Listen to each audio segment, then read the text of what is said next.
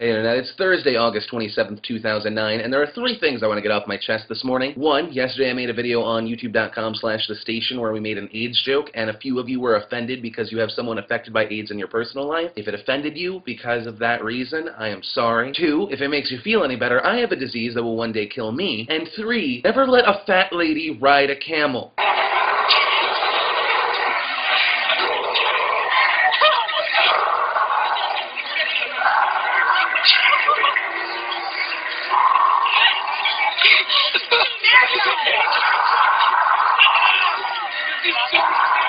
Fun little side note is the noises the camel was making is the same exact noise a fat woman makes while she's eating, which is not to be confused with the noise I make when I accidentally walk in on a Tyler Perry movie. That noise is more of like a screamer from the movie Screamers, while a fat woman eating sounds kind of like joy and hope being crushed, or a camel dying. Anyhoozle, let's talk about real news. There are many scientists out there today that are saying that depression is not a disease or something that needs to be cured, but a human adaptation to conquer problems. According to this research, when a person is depressed, they become very analytical, meaning they gain the ability to see a big problem and break it down into little pieces so that they can solve it, which would explain why you're depressed. You focus on what's wrong with your life, which is pretty much everything. I mean, you have to make videos every day, and then it's like, what if you don't make a video? Then people are like, you're lazy, but they don't realize how much work.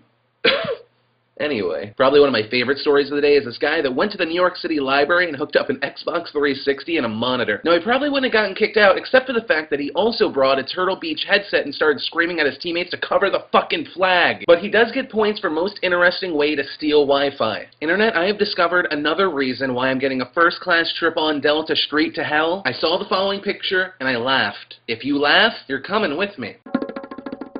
It's so wrong. The Eagles opened up their website to custom dog t-shirts, and it was bound to happen. I do just love how the dog looks back like, yeah, this is fucking hilarious. So yesterday we reported on the rumor that Megan Fox might in fact play Catwoman, which this morning Warner Brother execs decided to crush my dreams of Megan Fox bound in leather with a whip, and announced that that rumor is false and that Batman doesn't even have a script yet. But they did add that one thing that they are aiming for is the entire movie will be shot with IMAX cameras, so that the entire third Batman would be like those really, really awesome action scenes that were in IMAX, but for the entire movie, which would be pretty sweet. Yesterday, a lot of people asked me, Phil, why aren't you talking about how Ted Kennedy died? And the answer to that, of course, is, it's terrible when someone dies, but I usually only talk about celebrities that die when I know a lot about them. The only thing I know about Ted Kennedy is that he's a Kennedy. Just because it's news doesn't mean I'm going to cover it. For example, if you turned on TV today, it was like CNN, Fox News, like, okay, we are at the Kennedy compound. As you can tell,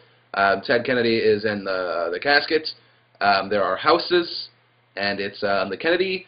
Okay, so nothing's really happening, but we'll be back with more footage of nothing happening after these commercials. They're just trying to milk it dry. The last thing I wanted to talk about today is I started using this website called dailybooth.com. Essentially, it's kind of like Twitter in the sense that I can just post an update with a picture. But what's cool about it is everyone else can post pictures back to me. So today on Daily Booth, I have a challenge for make the funniest, coolest, safe for work O-face and post it in response. The link to that and all the stories we mentioned today are over here on the sidebar. Guys, that's really all that mattered to me this Thursday. My name's Philip DeFranco, and you've just been filled in.